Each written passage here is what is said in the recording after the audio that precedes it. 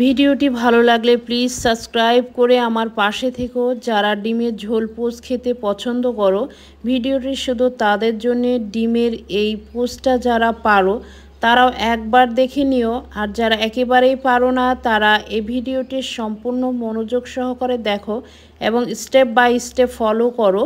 ইনশাল্লাহ এইভাবে ডিমের ঝোল পোস্টটা খুব সহজেই করতে পারবে। প্রথমে প্যানে দিয়ে দিব সাদা তেল। এখন একটা ডিম মিডিল দিয়ে ফাটিয়ে প্যানে দিয়ে দিব, সঙ্গে দিয়ে দিব স্বাদ মতো লবণ। ডিমটা ভাজার সময় অবশ্যই চুলার জালটা মিডিয়ামে রাখতে হবে এবং সাবধানের সাথে উল্টে নিতে হবে যেন ডিমের কুসুমটা না ভেঙে যায়। এই পচে ডিমের কুসুমটা গোটা রাখাই মুখ্য উদ্দেশ্য।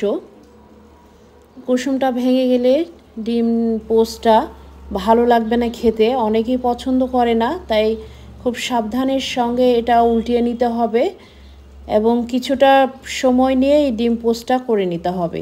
খুব বেশি জোরে জাল দিলে ডিমটা ওপরের অংশ হয়ে যাবে, ভিতরটা কাঁচা থাকবে।